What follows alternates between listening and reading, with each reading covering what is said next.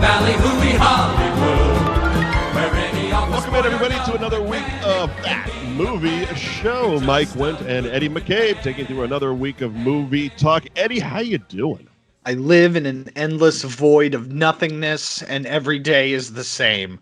But at least I have movies. I think I literally tweeted you that the other night. What were you tweeting about? That I posted something along those lines. Oh, I don't know. I'm living in an existential nightmare that just refuses to end. The world is upside down. Time is nothing. Who am I? Yeah, something like that. Something like that. I mean, 2020 gets worse by the day. Eddie Van Halen died. Right as we were about to hit record, he fucking bullshit. Fuck 2020.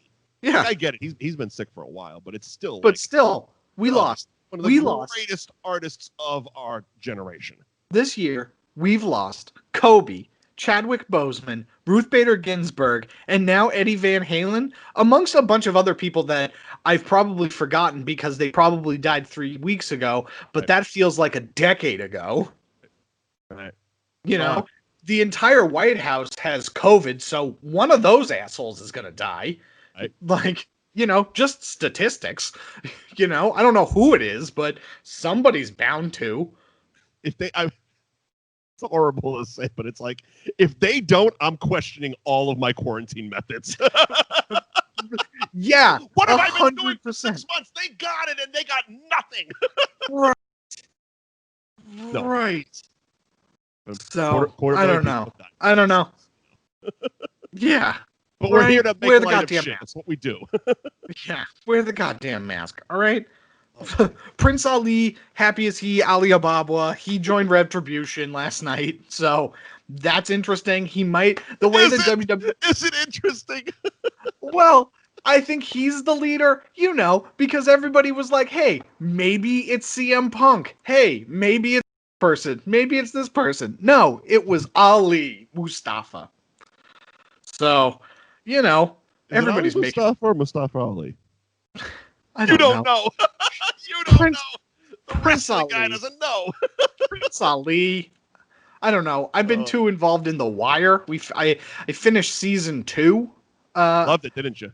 It was really good. It was very interesting. Yeah, that everybody in that season was just so unlikable. Look.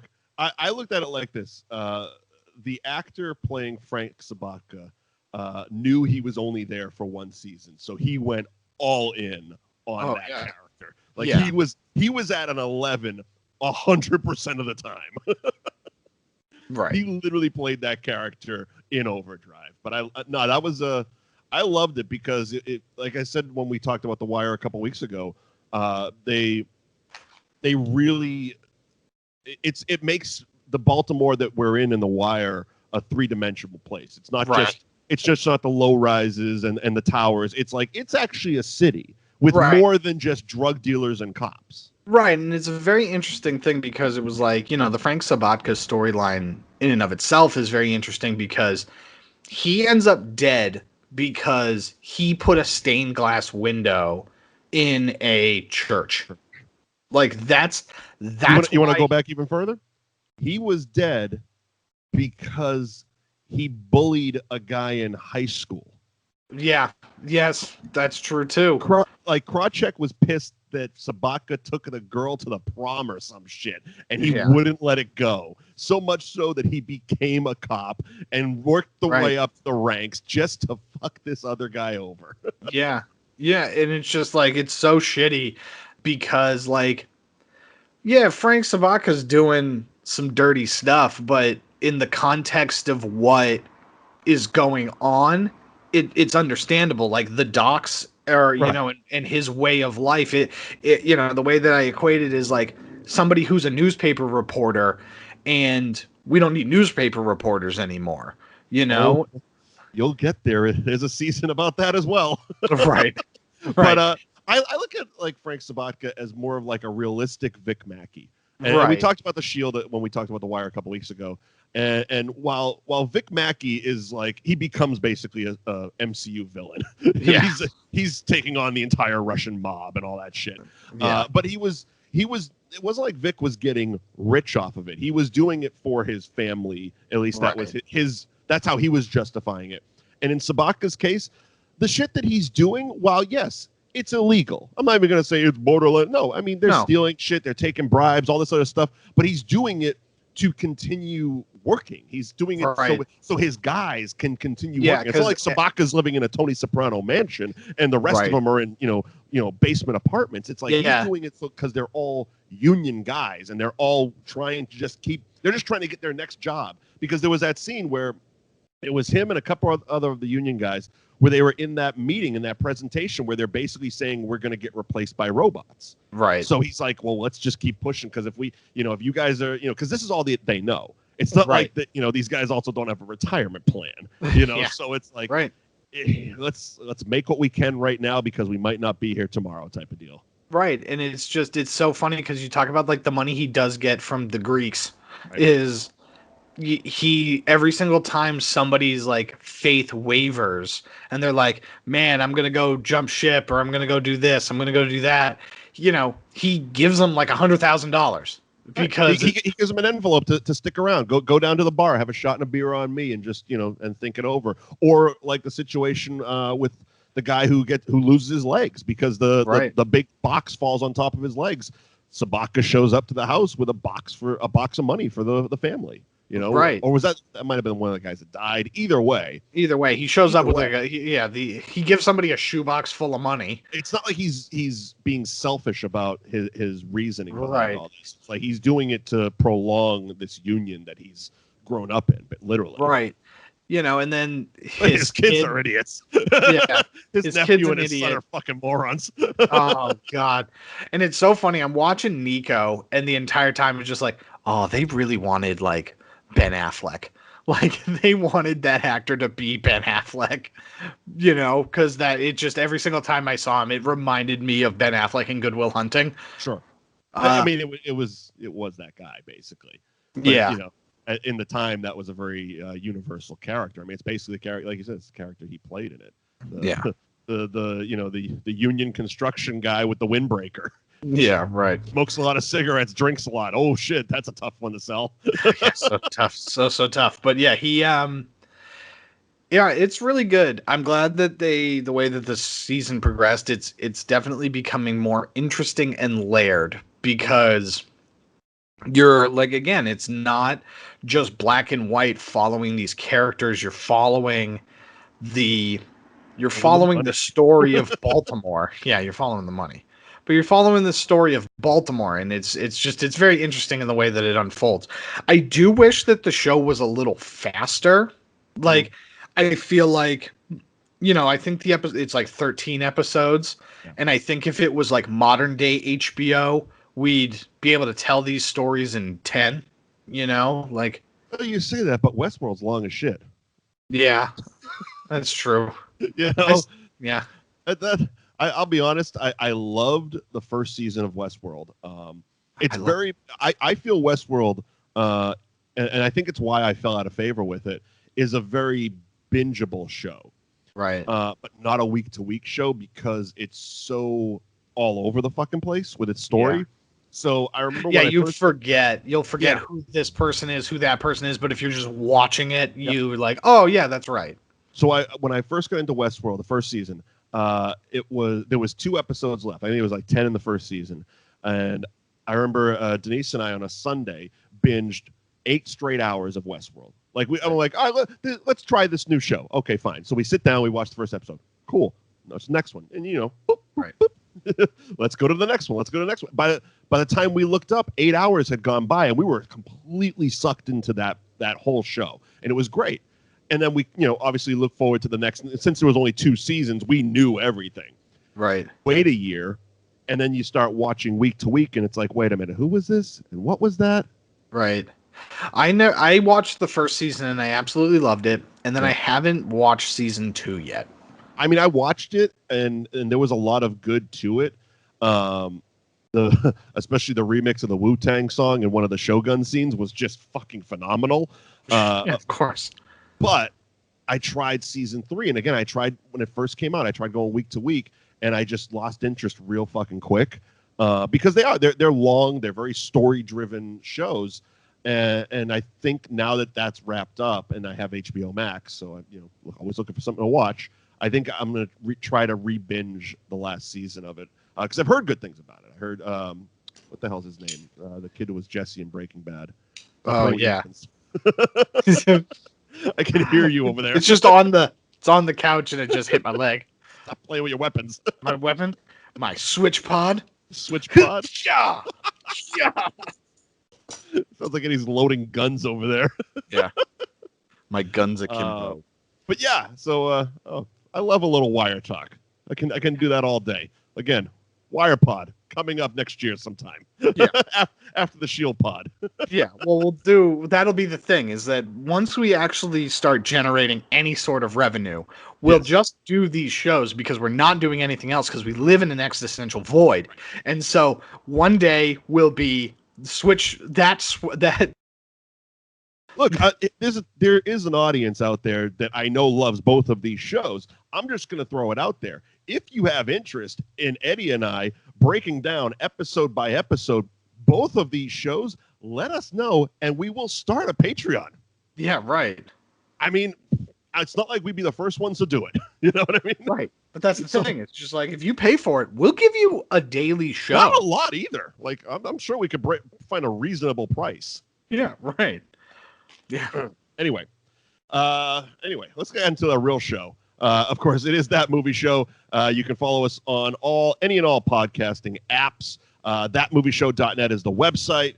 Facebook.com/ThatMovieShowTV is the Facebook, obviously. And you can follow Eddie and myself on all forms of social media at Mike Wendt, at the Eddie McCabe. And it feels like forever ago, but most things do these days, that we did the 30-day film challenge. Where we broke down, I don't even know where you found this. I got it from you. Yeah. But it's basically a sheet of 30 different types of movies, and each day you pick your choice for it. Obviously, 30-day film challenge. Very easy. Okay, so today's is, what day are we on? Day 11. Yes. Day 11, a film you like from your least favorite genre. Yes. So the movie that I did, like, this was so tough because it feels like everything has like a million subgenres. I'm going to be honest, I think I cheated on this just to get this one movie in. I think I cheated as well, just because it's like, I don't even necessarily know if this movie fits into this category, but because I guess I chose romance as my least favorite genre. Sure. And so my favorite movie in the romance genre is the movie that the poster is actually over my shoulder right now, and that is Casablanca. Yeah, the Ghost of Girlfriend's Past. So you were in that, as well as another friend of mine. He was also in that, and wow, it's just. Go ahead, name drop your friend Matthew McConaughey. It's all right, I'll let you. Yeah, Matthew McConaughey. We're friends. I got him the job down in Texas as that professor. So. Right. Imagine walking into acting class and it's fucking McConaughey. All right. How do you not just do that? Who's high in class today? Nobody? Be luck. Someday, if you did. We will actually do that movie because it's a terrible movie. But I have a wonderful, not only Matthew McConaughey, but also a wonderful Emma Stone story. Yes, of course. So Casablanca. Yes, Casablanca. I absolutely love it. It's a classic, but it's just one of those movies that is so timeless and so wonderful from start to finish. If you haven't seen it, definitely watch it because it's fantastic. Speaking of which, I believe that's on HBO Max. Yeah, probably. It's got to be a part of the Criterion Collection. I think so. Okay, so like I said, I think now we mentioned when I did Lord of the Rings that the fantasy genre is probably my least favorite genre, but I didn't pick that. I picked musical, even though I really like musicals. Yeah, sure. Sure.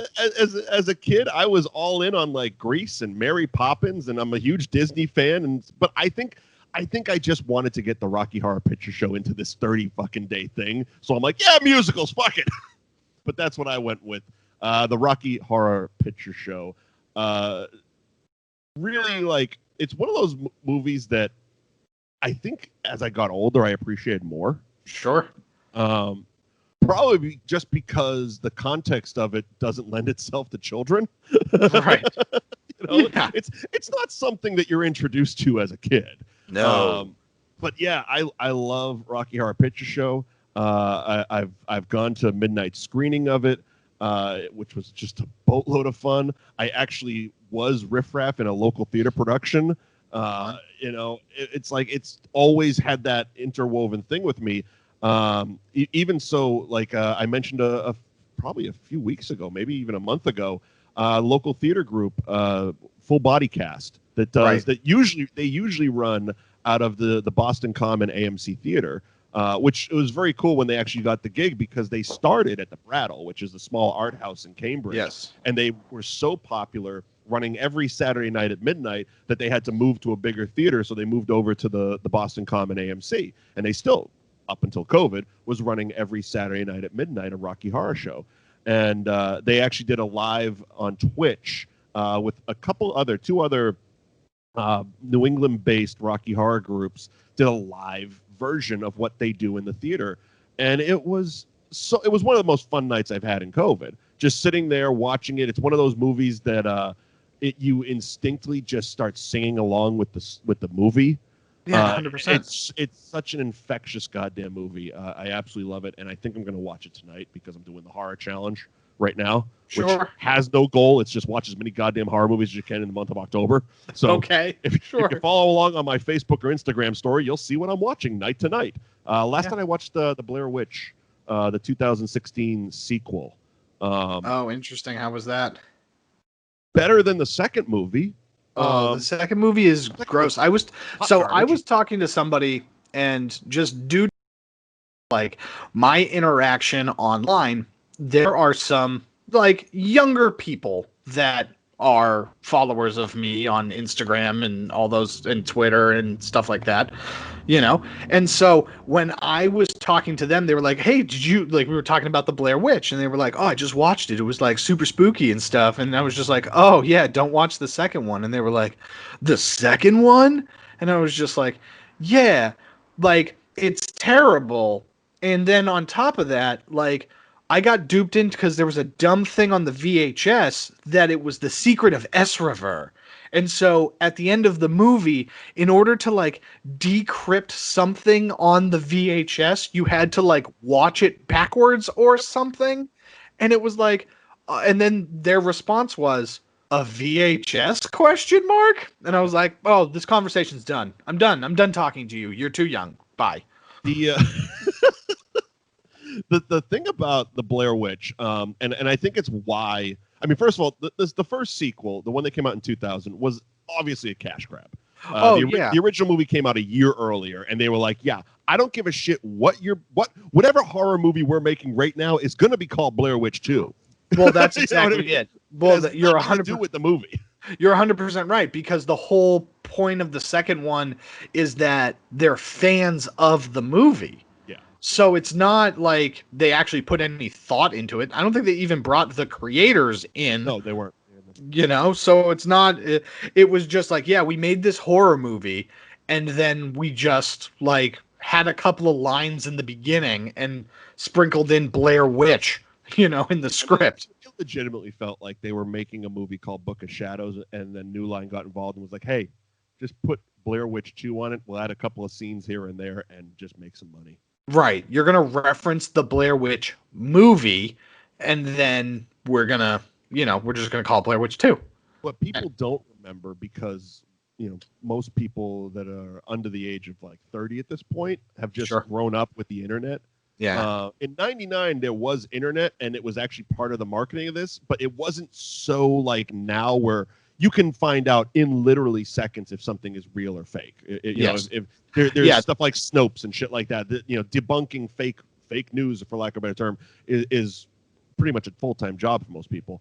But at the time, the Blair Witch there were people questioning its legitimacy. Like, is this real? Is this an actual documentary? Shit like that. And they did, and it was by design. It was part of the marketing. The creators made a fake website, basically created a fake backstory and history on this Blair Witch and all this stuff. They literally hid the cast until after the movie came out. So like Right. all the normal stuff where you would see actors from a movie go on to the late night talk shows, that didn't happen until the movie was already released. Right. And it was like, okay, it's a movie. Now you guys can go, let's make some fucking money. And it did. Like it was Oh yeah. It was a $60,000 movie that came back with, I think, a fucking $250 million, something like that. It legitimized the found footage genre. Like it is Some will a take it as very positive, some will take it as a negative. right, but it's a very culturally important movie to movies. 100%. You know? But anyway, the movie that came out in 2016 was definitely a better sequel to the Blair Witch. It was in the spirit of the Blair Witch. It's like about her sister trying to find her or something, right? Her brother. Yeah, the lead actress from the original movie, her brother was, I think, 4 years old when the original Blair Witch happened, and he's basically got his gang of documentary filmmakers, and they're going to go try to look for her because he found a video on YouTube that someone found a mini DV tape. Google it, kids. In the house that she was last seen in, and he thinks he sees an image of her in the tape type of thing, and the movie plays out.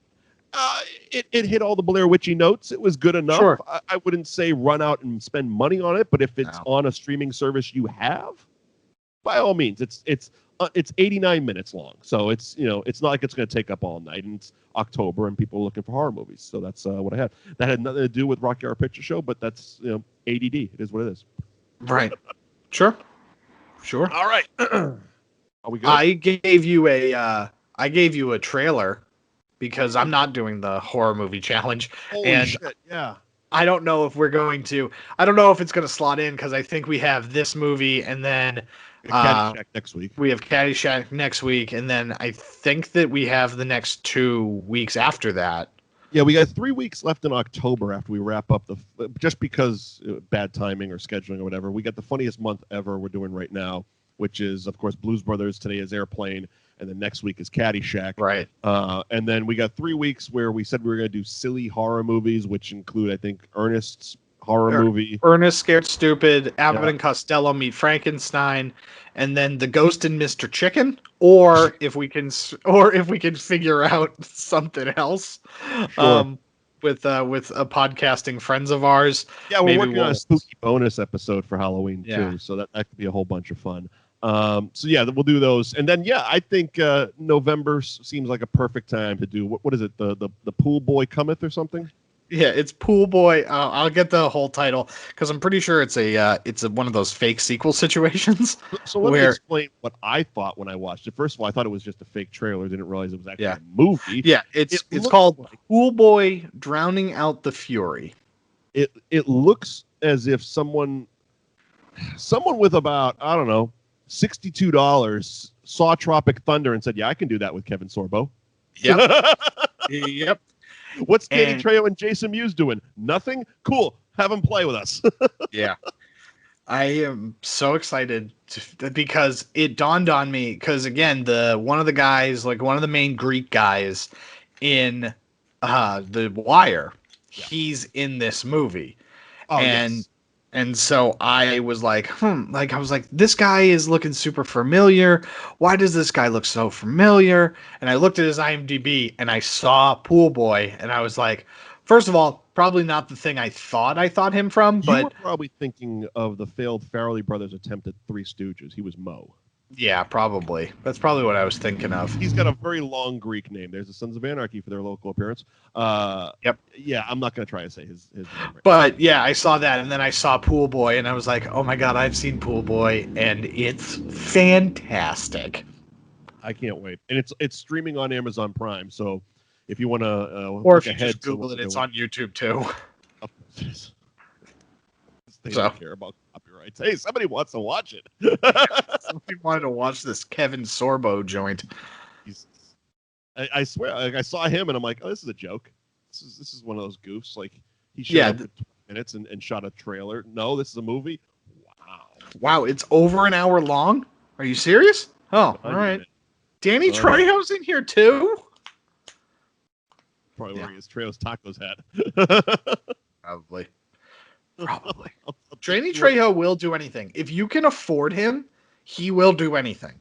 I've talked to him, and he's said that. Except show up on the Mike and Billy show. He is the one. Okay, so backstory. Years ago, I did a podcast called The Mike and Billy Show, and we would have guests on that show. And we would never pre-announce the guests before recording the guests. But we were getting comfortable enough, and we had enough guests, and we were in a good rhythm. And we booked Danny Trejo, and it was literally the week of the episode of Breaking Bad where he got killed and his head was on the tortoise. Yeah, right. We had him booked that week. So we come in and we're sitting down and we had pre-announced on the week before, like, get your questions in for Danny Trejo. We're talking to Dan. We were promoting it on social media all over the fucking place. We sit down and we're waiting. We're waiting. And we're waiting. We're watching the time. We're sitting there and we're going on like 2 hours at this point. And Billy's emailing the person he was in contact with. They're like, oh, yeah, blah, blah, blah, blah. And then finally, after like, I think 3 hours, believe us, we're patient. I think it was about 3 hours of nothingness. Finally, the person got back to us and admitted it was their mistake. They thought we meant Pacific time, not Eastern time. Oh, no. And he was just not available anymore. Yeah, right. So from that point on, anytime a guest has bailed, I've always referred to it as getting trailed. Yeah, sure. That's also what ended up happening with what's his name? I mean, you got trailed a lot with the New Age Insiders, but that was completely WWE's fault. Oh, yeah, because WWE trailed the fuck out of you a bunch of times.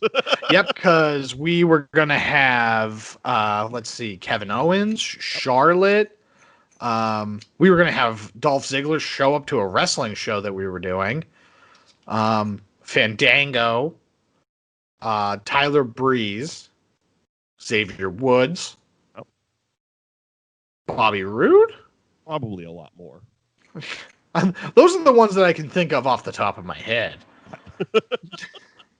And all of them booked, signed, sealed, delivered, and then it was last minute. No, you are not Sam Roberts. You don't get to have them. Yeah, you don't get to have them. Even though, literally, I know for a fact that people know who we are and like the show. So it was just like, so people that make the decisions like the show I am and a know. weird man. People know me. No, I drive a Dodge Stratus. It just never made sense to me. It never made sense to me that there were enough people that worked at the company that knew the show, and the show had a good enough reputation that it was like a legitimately good thing for them to just turn around and just be it's like, not like this show. yeah, it's not like this show. Like, oh man, like if we asked Kevin Sorbo to be on the show, they'd be like, oh no. No. I know I'm Kevin Sorbo and I'm not doing anything, but no. It's not going to be helpful. So. Oh, Christ. Yeah. How do we go down these rabbit holes? I don't know. Because airplane? Time means nothing. And again, this is another one of those movies, much like Blues Brothers. I think we're going to have a little more to talk about because I actually I found some very interesting research that even I didn't know about. Okay, let's do it. Stand by for the most extraordinary chain of events ever swept up into high adventure. Hey, Larry, where's the forklift? Forklift? It's over there with the baggage loader.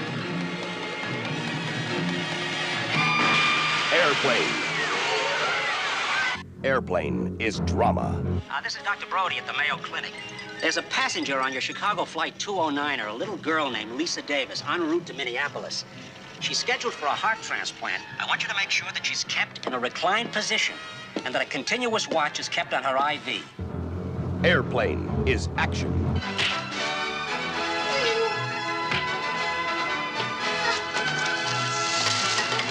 Airplane is romance.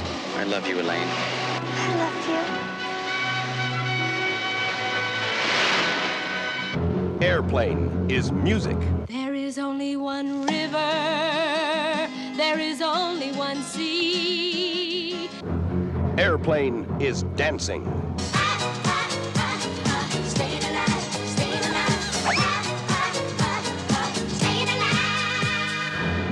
Never has the screen been so big. You ever been in a cockpit before? No, sir, I've never been up in a plane before. Peter Graves, You ever seen a grown man naked? KAREEM Abdul-Jabbar, My name is Roger Murdoch. I'm an airline pilot. Leslie Nielsen, This woman has to be gotten to a hospital. A hospital? What is it? It's a big building with patients, but that's not important right now. Lloyd Bridges, Johnny, what can you make out of this? This? Well, I could make a hat, or a brooch, or pterodactyl. Robert Stack, All right, Steve, let's face a few facts. And we hope you enjoy the rest of your flight. Julie Hagerty, By the way, is there anyone on board who knows how to fly a plane? Can you fly this plane and land it? Robert Hayes, Surely you can't be serious. I am serious. And don't call me Shirley. I gotta get out of here. I gotta get out of here. Down, get a hold of yourself. Please, let me handle this. I gotta Calm down. Now get back to your seat. I'll take care of this. Calm down. Calm down. Get a hold of yourself. Don't be one on the phone. Everything's been all right. Sister, please, I'll handle this.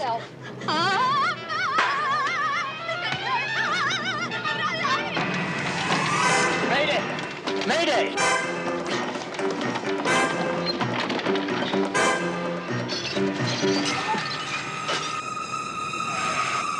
All right, now everybody, get in crash positions.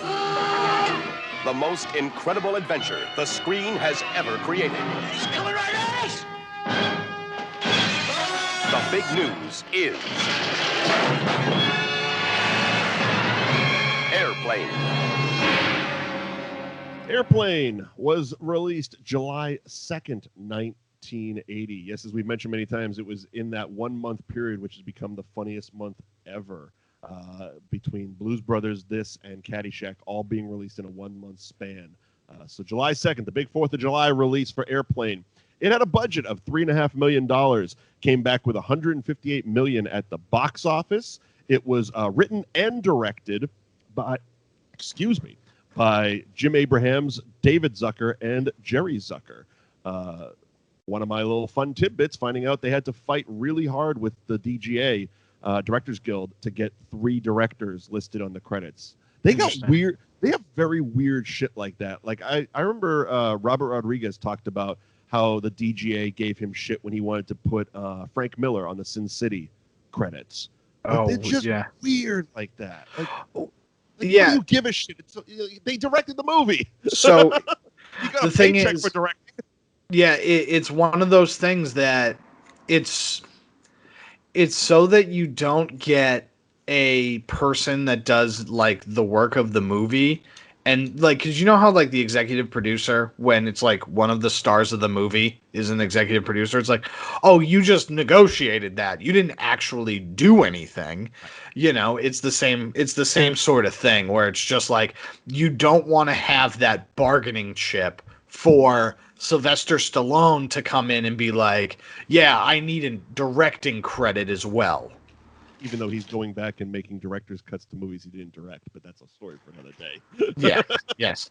But that's basically, it's stopping that. It's to protect their union members, right? Because maybe he is now, but at the time of Judge Dredd, I don't think that, Sylvester Stallone was a member of the Directors Guild of America. So was he on the Rockies?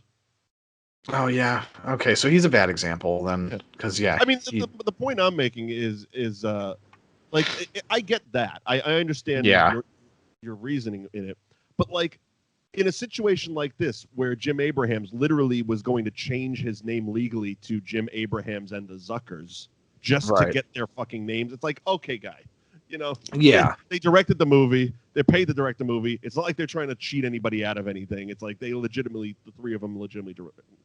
Yeah, right. No, you're 100% right.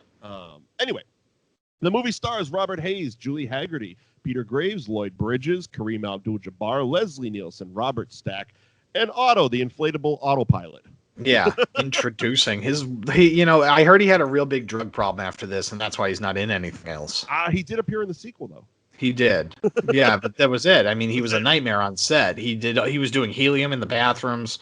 You know, we talked about how like Jim Belushi during Blues Brothers just like disappeared and ended up on somebody's couch. That was very awesome. similar.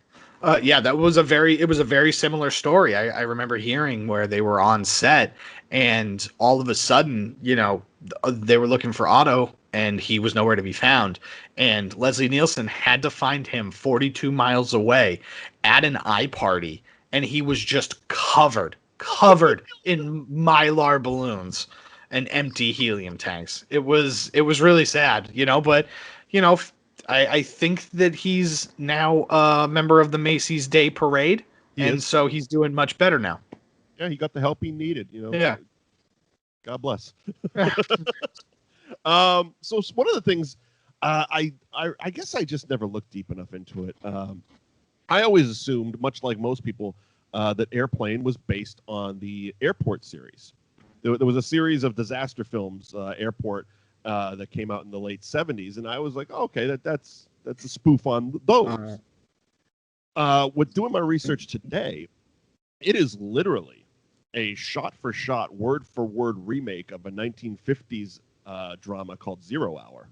Oh, really? And the reason it came about was Abrahams and the Zuckers had their Kentucky Fried Theater, which was like a comedy theater troupe in Los Angeles. And for ideas, one of the ideas that they would do, and one of the sketches they would do the most on their in their theater, was spoofing TV commercials. Sure. So they would set up their VCR, again, Google it, kids, and they would record late night TV commercials. And in the morning, they'd get up and they'd start watching and going through and like looking for ideas. Well, one night it recorded this movie, 0 Hour, and they watched it, and they're like, "Oh, we can definitely spoof that." And if you go on YouTube, there's side-by-side comparisons, and basically the whole movie is like word for word this fucking movie. That's you know, so it's funny. like Gus Van Sant's Psycho. It's just not supposed to be. Yeah, right. That's so interesting because I too thought it was the same sort of situation. I thought it was like the Poseidon Adventure, like that type of disaster movie. And there are touches of the Airport movies, and even to the point that Universal was threatening to sue them because they were trying to get George Kennedy, who was a major star of those Airport movies, and they were trying to get him as the Leslie Nielsen character. And Universal's like, no. Yeah, no. Not only can you not have him, we're going to sue you for trying, type of thing. And they're like, all right, yeah, well, right. Back away from that. But there, even though, so the lawyers for Paramount who had Airplane, were assuring them throughout the course of filming that it was enough of a parody that it fell under parody law in the copyright realm. Sure. But the Zuckers and Abraham were still not convinced enough, even though the lawyers are telling them, that they went out and they actually bought the rights to 0 Hour for $2,500. Okay. That's also not a lot of money for a movie. No, and that comes up again in one of the casting choices. And it seemed to be a thing. I don't know if it happens as much anymore because movies and making movies has completely changed. But there was the famous story of Donald Sutherland when he was cast in Animal House. I think he was offered, it was either $10,000 or $100,000, or like a percentage of the profits. Sure. And he took the money, thinking it's this independent, raunchy college comedy. It's not going to make a dime. I'm going to take the money and move on with my life. And of course, in interviews, he's gone back and said it was the biggest mistake, biggest business mistake I've ever made. Because I, would be set for life on that. Robert Stack had a similar situation on this movie. He was offered points, or I think it was $20,000, and he took the $20,000. And again, going back, be like, yeah. So, moral of the story, kids: you ever offered points on a movie? Yeah. Well, the good thing is that it's been collectively bargained that it's both now. Now you can get more points and negotiate that. Well, that's why Downey is so set for life, because I think he got, like, at least for the first Avengers movie, I think he was being paid $50 million plus a percentage, and it was like I remember seeing numbers that after that movie came out, he was well into the billions of something like that, or hundreds of millions of dollars, I believe he was officially paid for that movie. Yeah. None of the people that are like the main Avengers ever have to work again. Oh God, they have more money than they'll ever know what to do with. Them and their families could never spend the money they've made. Yeah. I mean, challenge accepted, but yeah, right. Challenge accepted. But that Chris Evans, he's a good New England boy. Yes. I think we got a challenge, Chris. Yeah. Quarantine, Hey, it's all about these challenges. We got a challenge. Let's spend all the Marvel money. I hear that you like to direct things now. Well, how about you just direct something for us? There you go. Okay, so getting into this movie, it's these 80s movies, these 80s comedies.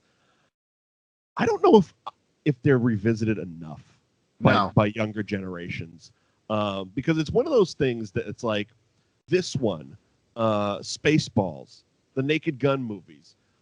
Every time I go back and watch them, and I've seen them all probably hundreds of times, right? At least 100 times. Laugh my balls off.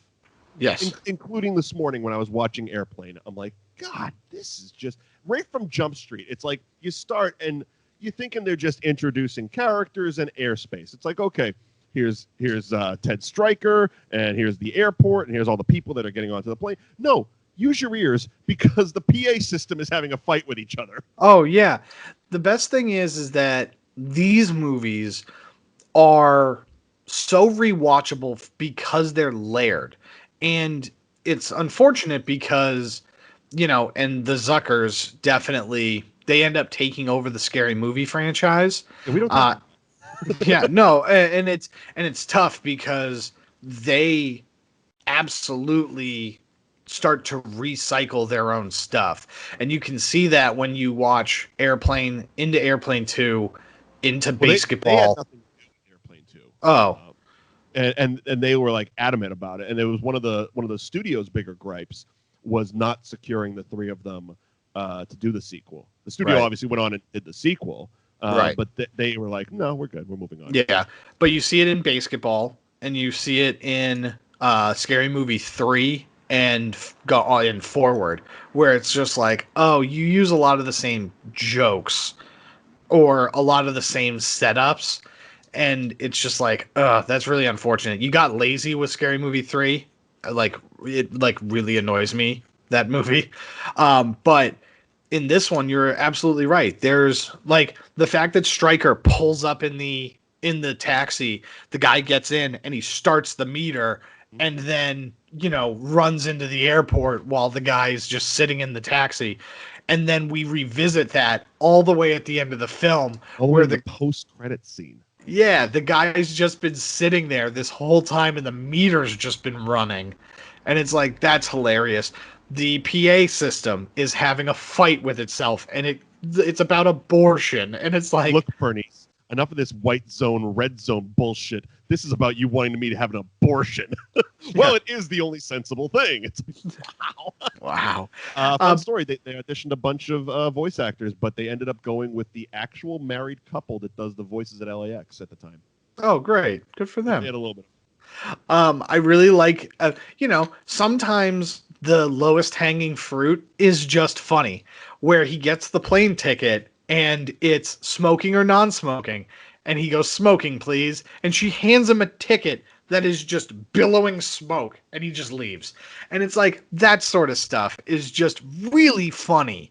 It's it's one of those things. I was thinking about it in this opening scene. It was actually when the captain, Peter Graves, Captain Over, he was at the magazine stand. And like, for a movie that has so much in your face comedy, like they don't, it's tough to call it a subtle comedy, but they do subtlety very well. Right after that, because he's at the magazine stand and he's sitting there reading. I forget what the magazine he was reading, but if you look behind him, you see that the magazines are labeled fiction, nonfiction, and then the whacking section, and it's all the porn. Yes, and it's like, and now they would spend like 5 minutes zooming in and being like, "Hey, look at our joke." Right. Well, there's also another one, and it's funny because I didn't notice this one until I actually watched it today. And he gets the phone call right after the scene at the newsstand, and it's from somebody at the Mayo Clinic. Yep. And now I know what the Mayo Clinic is. It's, a very, scientific, institution. Sure. But this was the first time that I noticed that the doctor was sitting in front of a wall of jars of mayonnaise. And that's so funny.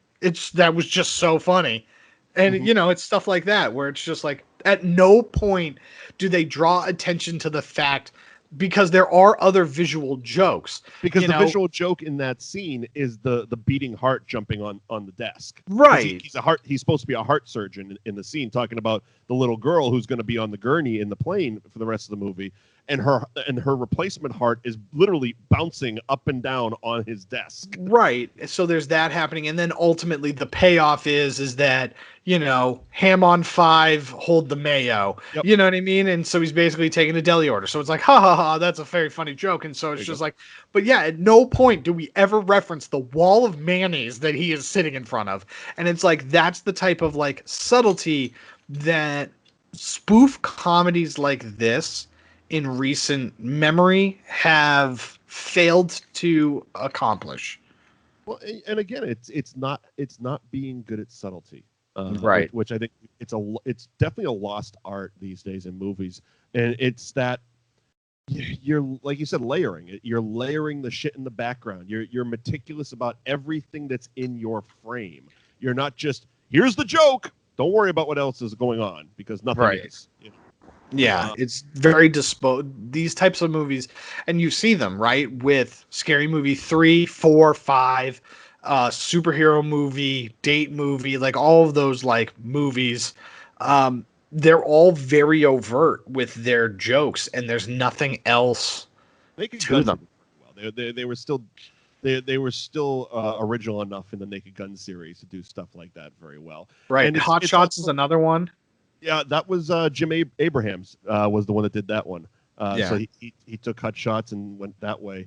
But yeah, and it's funny because we look back at this movie now 40 years later, and we recognize people like Leslie Nielsen and Lloyd Bridges and them as comedic actors. Right. They were nobody in this movie. By design, they were intentionally casting serious actors. And the cool thing about it was in interviews, most of the actors had the same response. It's like, yeah, I had done all these movies, but I was trying to get into comedy. And in the case of Leslie Nielsen, he was like a known prankster on sets, but he had never done comedy. So he was always the funniest guy on the set, just not in funny movies. And but now he was like a B sci-fi guy. Yeah, and even me, who I'm 41, I only know Leslie Nielsen as a Naked Gun guy, the funny guy. Right. So there's like, you would have to go back to my parents' generation to know Leslie Nielsen as a serious actor, similar to Lloyd Bridges. I had to watch Forbidden Planet twice. Is it Forbidden Planet? Yeah. Yeah, Forbidden Planet twice, because I hear that Leslie Nielsen is in it, and then I thought that it was going to be at best one of those like, oh, we have to watch this movie because it's so bad it's funny because Leslie Nielsen, and it's just like, oh no, he's serious the whole time. 100%. It was Julie Hagerty's first movie, so she hadn't done anything. Auditioning for the role was Sigourney Weaver, and Shelley Long was another name that auditioned for it. And if you look back at that era, it was that type. And they cast Julie Hagerty, but you could see either one of them fitting into the role. Absolutely. One of the names that really stuck out that was a strong contender in the director's eyes because they were very good friends with him for the role of Ted Stryker was David Letterman. Oh, that would have been weird. He auditioned for it. He wanted nothing to do with making movies. He auditioned because they were friends. And at the time, he was just a stand-up comedian in the late 70s and early 80s. Right. But had no real interest in movies and was actually kind of relieved when they went with Robert Hayes, and even his agent told them, because they mentioned a lot of this on the director's commentary, which again, big fan of DVD commentary tracks, and Zuckers and Abraham do fantastic DVD commentary tracks, not only on these but on the Naked Gun ones, especially because they came out after 1994. So all the OJ jokes are awesome. Go check them out. Yeah, okay. But they also drop tidbits like Letterman told his agent that he really didn't want and like to almost lobby against him getting the role. I mentioned that they were going after George Kennedy for the role that ended up going to, I believe, Robert Stack. Maybe it was... No, I'm guessing it would have been Clarence Over, so he would have been going for the Peter Graves role. And Peter Graves, who ended up in the movie, had a lot of problems with the dialogue, which a lot of the actors that were getting the scripts were almost dismissing it as just a dirty comedy. Right. And it was. I mean, the funny thing was, they wrote this before they did Kentucky Fried Movie, but because it was such a weird, borderline sketch comedy but R-rated type of script, it just kept getting passed around, and they ended up making Kentucky Fried Movie first, which is basically for a current generation, it's an R-rated Saturday Night Live movie. Yeah, right. Where it's literally just sketch, and you can kind of see that in this with the long, drawn-out flashback stuff. It's like they were sketch comedy guys. Oh, 100%. You can definitely see it because it's just like, oh, we have this joke that involves Saturday Night Fever, but it doesn't fit on this airplane. So yeah, we'll just throw it into this flashback. Yep.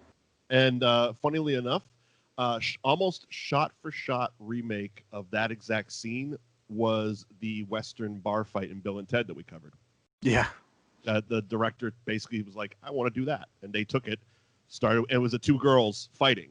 Yes. They're two Girl Scouts fighting in this one. It ended up being Bill and Ted fighting in the Western in Excellent Adventure. Right. Yeah. And again, I'm watching that scene today and I'm thinking to myself, well, either Robert Hayes took a lot of dance lessons before this movie, or John Travolta is not as good a dancer as the 70s wanted you to believe. Yeah. Because he hit every single one of those Saturday Night Fever moves that were supposed to blow your mind. It's like, oh, wow, he is really dancing his ass off. And it's like, Ted Stryker did it. Yeah. Also, the moves in Grease aren't impressive either. No. So, you're not wrong. No, John Travolta, overrated as a dancer. But he's fun. I like him. Sure, absolutely. Yeah, so Peter Graves had quite a bit of issue. I mean, as far as a movie that's rated PG, is more innuendo than in-your-face dialogue, he was the one that definitely had the roughest job because his character is basically a pedophile. Oh, yeah, he is. Including one of the big lines that had to be taken out, which got actually changed into "Have you ever been in a cockpit before?" You can kind of see where I'm going with this. Well, is this Joey? Yeah, I think so. Oh, Joey, you ever suck a grown man's cock before? Oh, yikes! And that's they say it right in the DVD commentary. They're like, "Yeah, we had that in there for a while, but we knew we were going to take it out." That was one of those that it's like we were putting it in there just to make sure all the other stuff got left in. Yeah, right. That was something that Team America. I actually the first time I really heard that was when Keenan Ivory Wayans was promoting Scary Movie. And they were asking him about In Living Color, and he said he learned how to get past the censors to get an R rating for Scary Movie was similar to how he'd get past the censors for In Living Color, which was you add a bunch of stuff you're gonna cut out, just so they're like they it's like, well, you can't. This is network TV, Keenan. You can't actually show a dick. It's like cool, and the rest of the stuff they wanted to get in gets passed because that was so over the top. So it's almost like they added that line knowing it was going to get cut. But hey, we got a pair of tits in a PG movie. Yeah, right. You know what I mean? It's one of those give and take type of things. But yeah, his lines were they're rough. They don't age. You ever well. watch any Gladiator movies? Yeah, but it's a different. You ever time. seen a grown man naked? Oh, jeez. The funniest part, I completely forgot that the dog bit was in the next movie, was in the sequel. Because in the sequel, Joey returns, as does Captain Over, And he brings his dog Scraps into the cockpit, and he's on Captain Over's lap, and rolls away and goes, and Scraps is a boy dog, I see. Like, yeah. Leave the dogs and the children alone, Over. Yeah, right. Oh, it's so nonsensical. So this movie's really good. I remember where I was going. Before we move on. So the directors explained to, which I'm just going to refer to him as a director, so I don't have to keep saying Zucker, Abrahams. Yeah, the directors explained to Peter Graves that because he was really, like, he had a real problem with the fact that his character was a pedophile. And they're like, oh, no, he's not really a pedophile. It will all be explained in a scene that you're actually not in. So we're going to explain it in the movie. Never did. Obviously, they were just fucking lying to him. Yeah, right. Because he's out, and he's dragged to the back, and he's done for the movie. Yeah. And his wife. Oh, yeah. Captain Over's wife doesn't age well either. No, she's having sex with a horse. She's literally having an affair with a horse. Real horse. In her bed. Yeah. Yep. And then at the moment where, at the end, where the plane is going to crash, she's like all up on Robert Stack. Yes. Pull up. And she's just like rubbing on his chest. And she's like, there's a lot of underlining stuff that, if this was an R-rated movie, really would have been obscene. Yeah. Oof. Yeah, that's right. There's so much. Everybody that's in in the tower is just absolutely hilarious. I love them. They're fantastic. I thought it was really funny. And I get it. It's so juvenile, and it makes me laugh every single time. And it's the line where he goes, and then the shit's really going to hit the fan. And then they literally just cut to shit hitting a fan. And it's just going, it just flops to the ground. It's like, oh, God. It's so gross. But so funny. I get a kick out of that every time. One of the things that, again, like I said, no matter how many times I rewatch it, I belly laugh, and I quote the lines along with the movie at this point. Yeah. Steven Stucker, who played the air traffic controller Johnny in it. Yeah. As far as it's a movie where you instinctively would think, they're ad-libbing their asses off. It's like, actually, it was pretty religious to stick to the script, except for him. All of his lines he ad-libbed, and you can kind of tell that, because he's literally the guy who just kind of runs in, says something, and is off camera. Yeah. And one of the things that killed me, and it ran probably 3 times in the movie, is every time shit's like going on and Lloyd Bridges is like giving commands here or there, here, there, here, there. And he goes, Johnny, how about some coffee? Nope. Yeah. Yeah. Yeah. What's he asking you? Yeah. No, thank you. Johnny, what can you make of this? Oh, I can make a hat or a brooch, a pterodactyl. Yeah. Out of here. I forget the setup to it, but it's just like, and Jamie's getting larger. It's just like, what? You dick. And to think, it's like, you watch it, it's like, and he was ad-libbing that shit. Like, how many, like, I would love to see the first take that he just bounced into screen and grabbed that guy's gut and go, and Neil's getting larger. Yeah, right. Like the first take, because that was obviously the fourth. Oh, yeah, clearly. He grabs a newspaper at one point and goes, oh, there's a sale at Macy's. Yeah, because they keep looking at all the tragedy reports. Yeah. And it's like, it's Robert Stack reads it. He goes, oh, look at this. Gives it to Lloyd Bridges. Oh, passenger's going to die. Pilot is incompetent. Johnny, what do you make of this? Ooh, a sale at Macy's. That's right. God damn it. And he gets left with the reporters. So Lloyd Bridges is giving his press conference to all the reporters, and like, oh, what's going on? He goes, oh, we got Ted Stryker. He's a war hero, and blah blah blah blah blah. Johnny, take over. What can you tell us about the plane? Oh, it's a big, pretty white plane. It has wings and wheels. Looks like a giant Tylenol. It's got red letters and stripes. It looks like a giant Tylenol. Oh my, fantastic.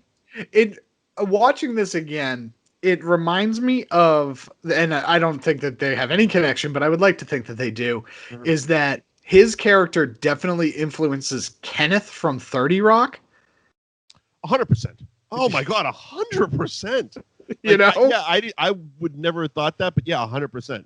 Now I can't unthink it. my comedy show that I'm watching alongside watching The Wire, because I can only watch so much drug cop murder, Sure. and then be like, all right, now before I go to bed, I should probably watch some Liz Lemon shenanigans. Sure. Yeah, But 100%. But yeah, they're like the same character. Absolutely, absolutely. Yeah, it's. I guess the big takeaway from this movie is the fact, going back to it, that none of these people were comedic actors. Which it was funny because even it was. I want to say it was Robert Stack that they had to really convince to do it. Right. Which, of course, he's gone on to do a bunch of their movies, including Basketball, where he's basically doing the unsolved murder thing that he became famous for. But they really took convincing, and he kept telling him, he's like, look, you need to get funny people in this movie. I'm not a comedian. And he's looking at the cast list, and he's like, you need to get some funnier people. And like, yeah, that's not what we're doing. But and it plays so well. Right. That's why. So, like, I'm in the process of, like, shooting a short right now, and you can follow me at the Eddie McCabe if you want to figure all that nonsense out. But part of the idea is that it's a Boston soap opera, and so the idea is that it is every single soap opera trope, right, where somebody has an evil twin, they're pregnant, all that nonsense, right? But the idea is to film it as serious as humanly possible. Like, try to emulate The Departed, The Town, like that sort of vibe and feel, so that it's this very, very serious element and this very, very ridiculous element, and that's why it works. And that's, part of why, and I'm subconsciously realizing it right now, I love this movie, and that's why this works, is that you have serious actors that are playing this seriously. Like, Leslie Nielsen is amazing. And part of the reason why he's so funny is because he's so serious. He's not Mr. Bean, where it's like, oh, I'm whimsy and goofy, which he could easily be. No, he is 100% serious, and Don't Call Me Shirley. Yeah. And it literally, like, it created a second career for him. Oh, 100%. Because Leslie Nielsen, a lot of the guys in this movie, Leslie Nielsen, Lloyd Bridges, Robert Stack, they've always been that age to me. Yes. Like, I was not born when they were young actors, so they've always been this age. Like, Leslie Nielsen has always been Frank Drebin to me. He's always had. It's like Steve Martin has always had white hair. You know 100%. What I mean? Which, side note, the virtual sequels that they did for charity for Father of the Bride. Oh, I love the idea. It. Oh, you didn't see? Oh, so no. I want to say Netflix has something to do with it, or they might try to produce like an actual something or other. But it was done for charity. I think I actually either shared it to my Facebook or the show's Facebook page, and it was basically the cast of Father of the Bride. Okay. Gathering back together. And it was either moderated or narrated by Reese Witherspoon, and they're in character, basically Zoom planning Kieran Culkin, who was the son, his wedding. Okay. So it's a virtual sequel kind of thing. Cool. And I was like, oh, I'm all in for that. But yeah, because these actors have always been this age. It's like, I don't remember. Like I said before, I only know them as these comedic actors, and Leslie Nielsen, literally, like, he goes from this into Police Squad into Naked Gun, and it's like, this is who he is now. Oh, 100%. And yeah, and Lloyd Bridges is very much the same. Like, it's a second career. Like, because he became a comedic actor. Like, that became his bread and butter, the both of them. Because he went on to Hot Shots and then started doing all the other spoof movies. I think it was Jim Abrahams that did the movie was called Mafia. I've seen Mafia. That's a good one. Like late 90s. Yeah, it was Jim Abraham. So yeah, it was Lloyd Bridges and Jay Moore starring in a Mafia movie, if you can believe that.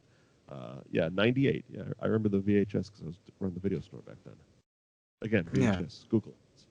Yeah, I saw that one. I liked it. It was okay. I liked it. Again, I probably saw it when I was 14. Exactly. So.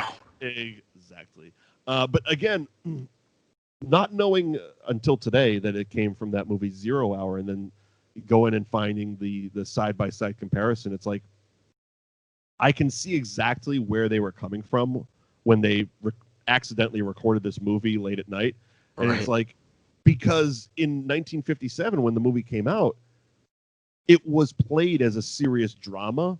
Yeah. But if you watch it through the eyes of a then late 70s comedy writer, you're like, this is fucking absurd.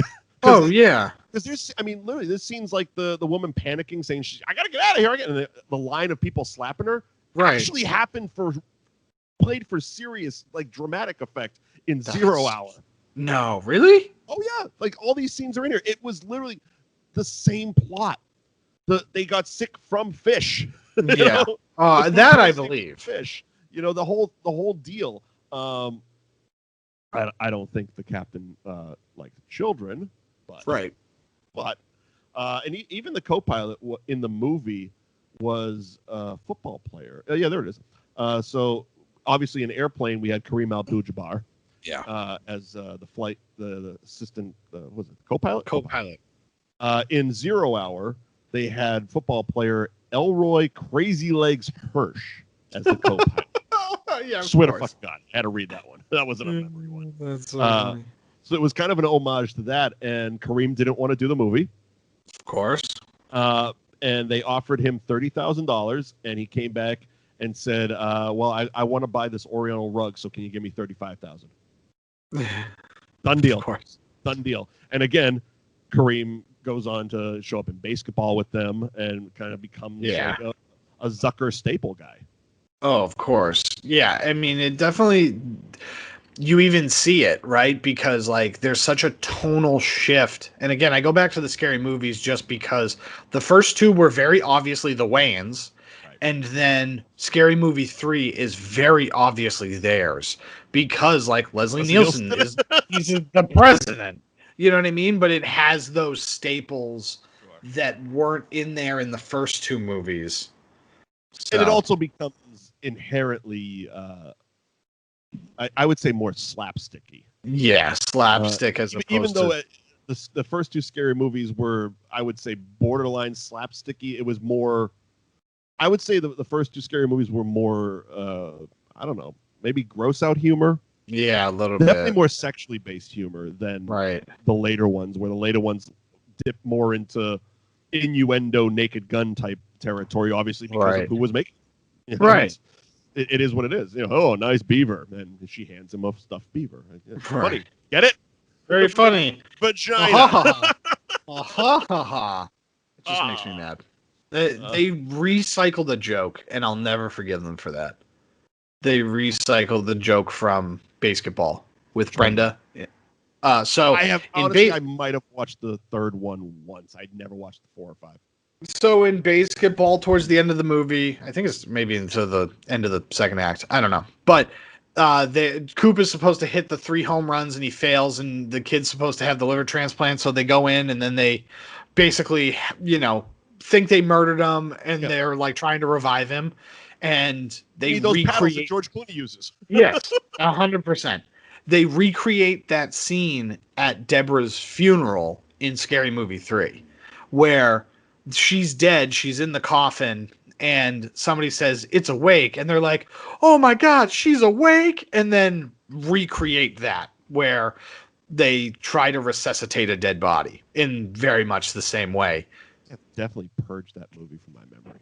Yeah. Was that the one that Denise Richards and Charlie Sheen were in together? Was she the dead body?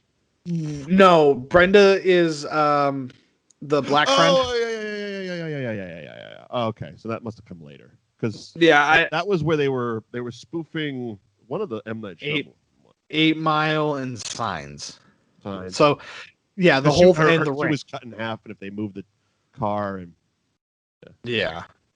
Yes. Anywho. So do those fucking movies now, aren't we? Yeah. Ugh. Well, the first two are so funny. The first two are so funny. The first two are great. They're fantastic. Yeah, and then and it's amazing because of who's involved, how bad the back three are. yeah, Like we could like we've been spending the last hour praising Airplane, Naked Guns, Hot Shots, Zuckers and Abrahams. I love Kentucky Fried Movie. Own that son of a bitch on Blu-ray. Like it is funny, and they are funny people. And then it's like, and they got this property, and it's just like, what happened, guys? Yeah. Like, did Miramax just cut you a massive check, and you just like, yeah, fuck it, I don't care. Yeah, just checked out. Like, what happened? We've written enough of these. Let's just take a joke from here and a joke from there and a joke from there, and all right, go. Leslie Nielsen, yeah, you're gonna do Frank Drebin. We're gonna change your name to President Drebin or something. I don't know. Yeah, we're just gonna make you the president. Because what is it? I'm gonna have to. Off rails. Yeah, what is the? I'm trying to think of like. They didn't do the sequel. They did the first one. I wonder. Well, I'm trying to see if they did the other ones as well. Producer, Naked Gun. I got Pitch of it. There's 3 of them, so you got to pull up 3 different IMDb pages. First of all. Right. Yeah. So let me see here. Jim Abrahams, David Zucker, Jerry Zucker. David Zucker. Let's start with. Okay, here it is. Okay, so David's the one with the Scary Movie credits, and it's just like it's Scary Movie 3, 4, and 5, and then which is awful. I got. Let's see. Jim Abrahams was involved in Scary Movie 4 as far as writing. Yeah. And Jerry Zucker. Let's see. Writing credits. He was a smart one. He stayed clear of all that shit. Yes. And so I'm still alive. Okay. Yeah. And that's the thing is that all right, so let's see. This was the question that I had. And they had a problem because they ended up doing the superhero movie, which was like the spin-offs. So like they made Scary Movie 2, Scary Movie 3 happens, and then they start doing superhero movie, which is basically trying to rip off the formula but for superhero movies. Then they did it with Date Movie, and then I'm not seeing those credits here. So he was a producer. Which one now? David. And so and then David. And so you'd be nowhere without my son David. Yeah. Well, and Judd so Hirsch the Independence Day for you, bitches. Yeah. David. You'd be nowhere without my son David. I love that guy. But the thing is and I'm looking at this was the thing I was worried or curious about was did they have anything to do with Date Movie and then like Meet the Spartans? And fortunately, the answer is no. But God, those movies are terrible. Absolutely terrible. Because they basically they killed like one step above what we watched for Christmas this year. Right. Or Farce Wars. Yeah. That was absolute shit, and it looked like shit. At least their movies looked good. Yeah, right. In a sense of they were filming with real equipment and had a budget. Right. And well, and that's what makes these movies work, right? Is that you have to have it like the difference between a sketch on YouTube and Airplane is the budget. Right. But it's like that's a lot in the grand scheme. Again, we say this a lot with these 80s movies. They weren't working with a shitload of money. Like crashing that plane through the window in the opening scene of the movie would be $3 million today. Yeah, of course. I think it cost them $40,000 back in 1979. Yeah. You know, it was like that was the big thing for them. Like the opening credits with the Jaws spoof with the plane and the clouds was literally cotton balls with a cardboard plane fin, and then they just had their hand underneath it. It's like it's do-it-yourself movie making. Like they were so new to this that they went and filmed that stuff on the runway, which it's one of the things, like, we didn't even know about second units at the time. Like, we were told after we filmed it that you're not supposed to go film that. There's a whole crew of second unit people that film that shit for you. Yeah, right. Literally, like and that's how it was being made, because it was so, like, it was filmed in 34 days, like I said, on a budget of $3.5 million, which, you know, isn't a lot of money. So they're running, they're sprinting through making this movie. I think we're coming towards that point of the movie, but I got to point out, it's not a cameo. It's a cameo now because he became Mike Ehrmantraub on Breaking Bad. But he was just an actor at the time. Jonathan Banks is at the end as one of the air traffic controllers, and he's he's the one with the big radio microphone, and he's sitting there talking, and he's going this, and now he's over here, and now he's play by play, and like forever, and it's one of those things I've subconsciously quoted it. It's kind of like, okay, so it's something I've done on Wicked Bites a bit. When I have a bite of a burger and I feel like fucking with whoever is behind the camera, I'll literally change my voice into Sam Jackson's voice and go, this is a tasty burger from Pulp Fiction. Surprisingly, it took 2 years for somebody to actually pick up that I wasn't having a stroke and I was actually doing a fucking thing. Well, there's been many a time where I've just been talking, having a conversation, and I just be like, what an asshole.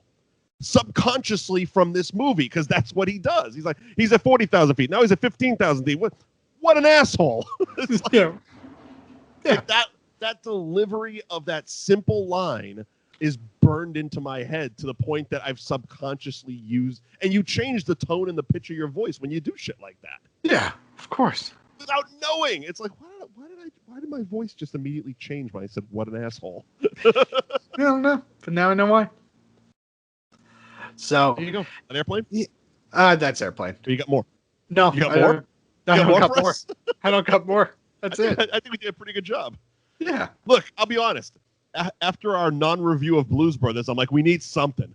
That's why I did so much goddamn digging on all the behind-the-scenes shit. It's true. And luckily I did, because I didn't know about the 0 Hour thing from 1957. That's very interesting. You know, I just assumed what everybody assumed. It was just, they're spoofing disaster movies, which were popular in the late 70s. No, it's shot for shot, word for word. I highly suggest going on YouTube and finding a side-by-side comparison. It's like 16 minutes long, but it's like every line of dialogue from the movie. So that's Airplane for you. That's Airplane. All right, coming up next week, we wrap up the funniest month ever, and we do Caddyshack. Very fun. I haven't seen this in forever.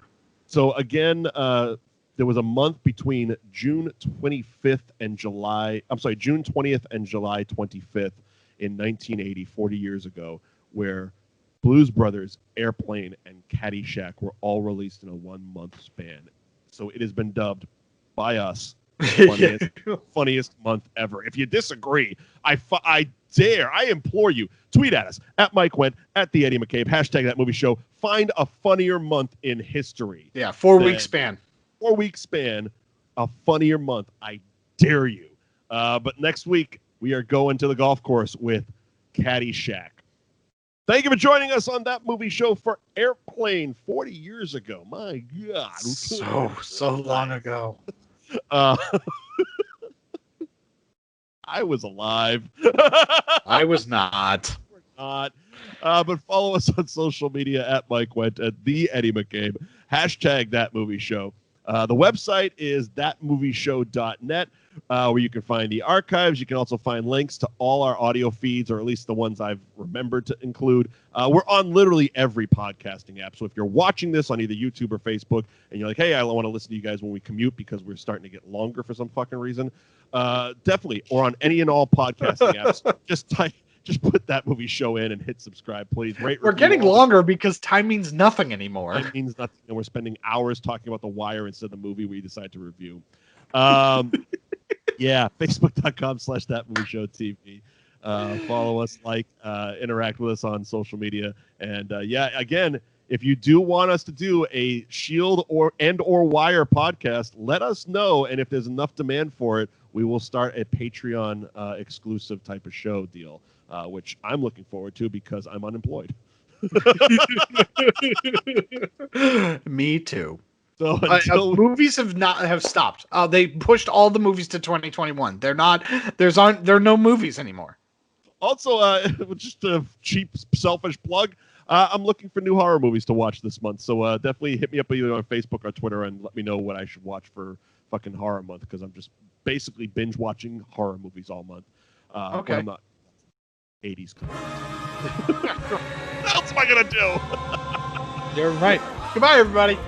See you next week. That's Valley.